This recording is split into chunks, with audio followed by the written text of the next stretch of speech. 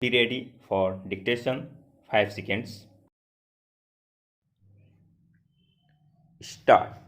Petitioner filled up the form and deposited it in the office on 13/1/1997. Receipt number 4580 was issued to her on the same day. For 1996-97, there was no entrance examination and admissions were on the basis of marks secured by the candidates in graduation or post-graduation examination. Intimation card was issued by Dr. H. N. Tiwari, Chairman LLB Admission Committee, on 25/11/1999.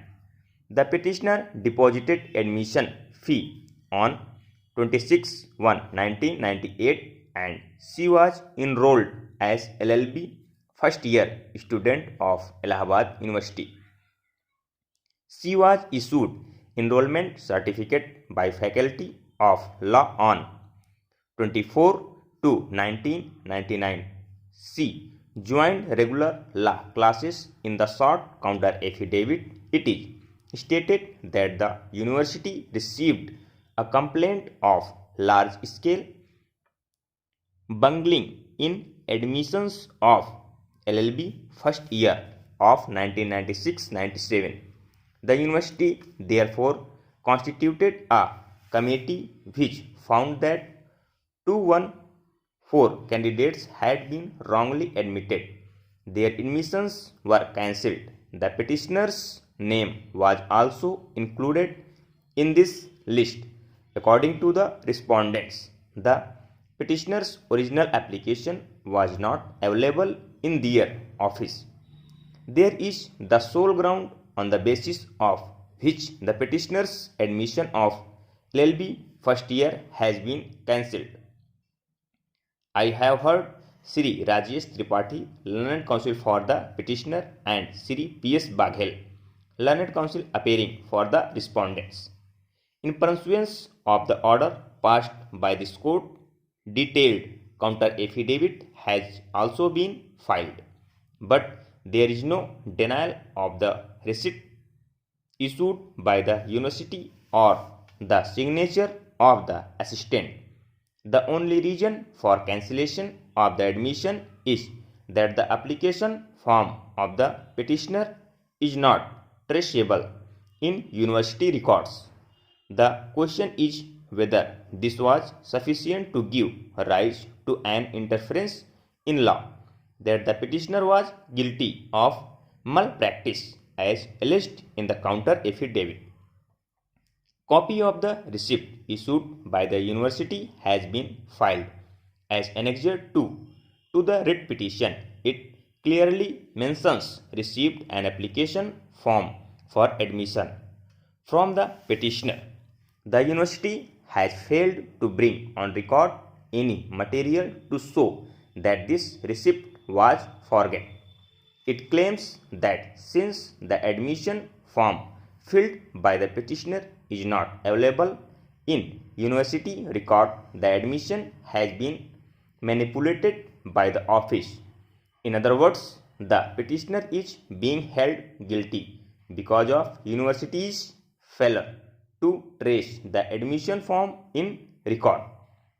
In law, no one can take benefit of its one mistake. The recital in the receipt is clear and specific. It cannot be overlooked. In absence of denial about the receipt, it cannot be assumed that petitioner obtained the admission without any application form. Moreover, there is no allegation that the university took any action against any staff and found that these receipts were maneuvered. Therefore, it is reasonable to assume that the petitioner deposited her admission form in the university for securing admission in LLB first year for the session 1996-97. She was admitted by the chairman LLB admissions Sri H.N. Tiwari of the university, and intimation card was also issued to her. It has not been explained how the intimation card issued by the chairman admission committee, because normally the intimation card was issued by the chairman admission committee, because normally the intimation card must have been issued on admission form and not otherwise. Petitioner deposited her fees. Also, all these facts clearly establish that the petitioner was not at fault, and if the petitioner's application form was not traceable in the university office, it was the fault of the respondents, for which the petitioner cannot be penalized. In the rejoinder affidavit, it is alleged that the committee of inquiry constituted by the university did not afford any opportunity to the petitioner and the university to acting on this report cancelled petitioner's admission without affording any opportunity. Therefore, entire proceedings were against principles of natural justice. Over.